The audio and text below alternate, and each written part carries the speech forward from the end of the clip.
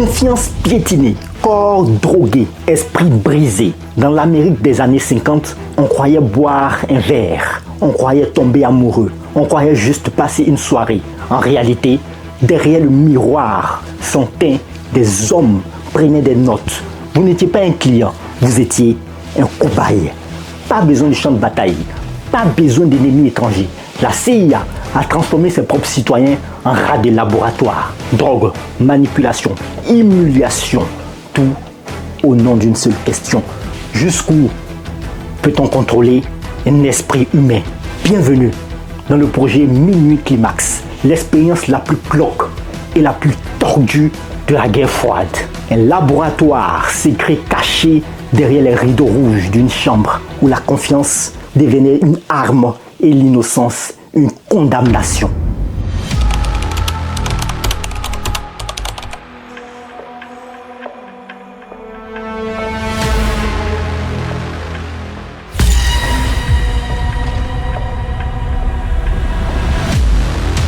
Pour comprendre l'existence de ce projet, il faut revenir au contexte paranoïaque de la guerre froide. La CIA est obsédée par la peur du lavage de cerveau. L'agence pense que l'Union soviétique et la Chine possèdent des méthodes secrètes de contrôle mental capables de briser la volonté d'un individu. Pour contrer cette menace, le directeur de l'agence, Allen Dune, donne carte blanche à une expérience, ou plutôt une série d'expériences. Le programme baptisé MK Ultra. Dirigé par le docteur Sidney Gottlieb, un chimiste excentrique et sans scrupules, MK Ultra est une boîte à Pandore. Ces chercheurs testent toutes les méthodes possibles pour manipuler l'esprit humain.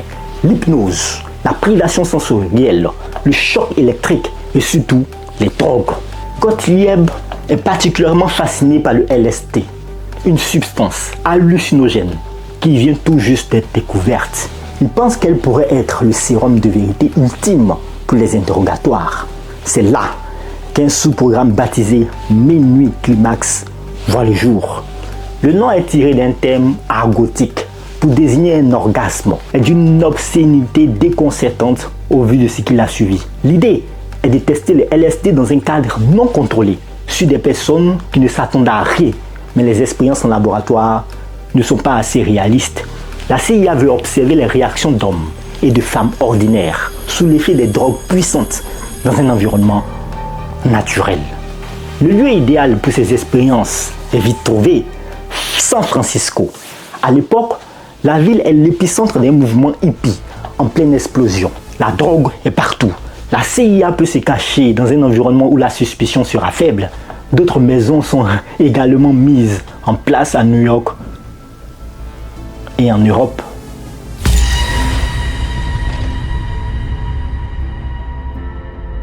Le protocole de Minuit Climax est aussi simple que pervers. La CIA recrute un agent, George White, un ancien agent de la narcose qui a déjà l'habitude de travailler sous couverture. On lui donne une mission, créer un laboratoire clandestin dans une ville. Les agents louent des appartements de luxe en ville et les transforment en safe house, des refuges. Mais l'apparence est trompeuse. Les pièces sont bourrées de micros cachés. Les salons sont équipés de caméras et surtout les chambres sont aménagées avec des miroirs sans teint. Derrière ces miroirs se trouvent les agents de la CIA qui, jour après jour, observent le déroulement de l'expérience, comme dans un spectacle de voyeurisme. Pour attirer les sujets de l'expérience, la CIA utilise une méthode insidieuse, le recrutement de prostituées. Elles sont payées par l'agence pour attirer les clients ou de simples passants dans les safe houses ou les safe houses. On leur donne de l'argent, on leur fournit le LSD qu'elles ont pour mission de glisser dans le verre de leurs clients. Les victimes, les hommes pour la plupart, se retrouvent alors drogués à leur insu. L'objectif de cette expérience n'était pas de donner de l'information sur les victimes, c'était d'étudier leurs réactions, de les voir se débattre sous les effets d'une drogue hallucinogène, dans une confusion totale, et d'observer leur comportement, de voir s'ils pouvaient être manipulés, s'ils se mettraient à dire des choses qu'ils ne savaient pas, ou s'ils seraient capables de commettre des actes odieux. Les journaux de George White, qui ont été révélés plus tard, sont glaçants. Il y décrit des expériences avec une perversité clinique. Je me sens un peu comme un dieu, avec le pouvoir de créer la vie et la mort, disait-il. Il qualifie les victimes de déchets de l'humanité et ne montre aucun remords.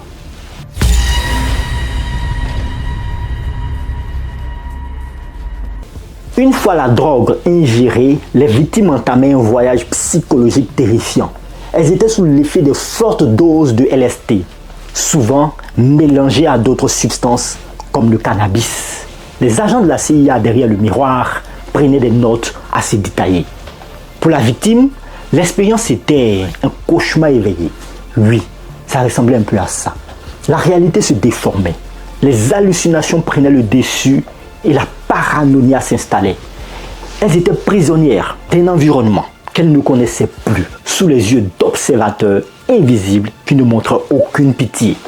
Leur réaction allait de l'agitation à la violence, en passant par des crises de panique et des états catatoniques. Certains même tombaient malades, d'autres étaient blessés. Un homme a failli mourir après qu'il y ait eu des vomissements incontrôlés alors qu'il était inconscient. Le plus terrible, c'est que ces personnes ont souffert sans jamais savoir pourquoi. Elles pensaient avoir eu une mauvaise réaction à la drogue ou à une drogue de la rue, une crise de folie passagère ou un mauvais trip. Elles sont réparties, traumatisées, avec l'impression d'avoir perdu le contrôle de leur esprit. Le manque de consentement était le cœur de l'abomination. La CIA a bafoué les droits fondamentaux de ses citoyens, les traitant comme des simples objets de recherche pour satisfaire sa curiosité. L'agence n'a jamais cherché à aider les victimes. Elles ont été simplement jetées dans la rue une fois l'expérience terminée, sans explication ni suivi médical. Les agents ne cherchaient pas la connaissance, ils cherchaient le pouvoir.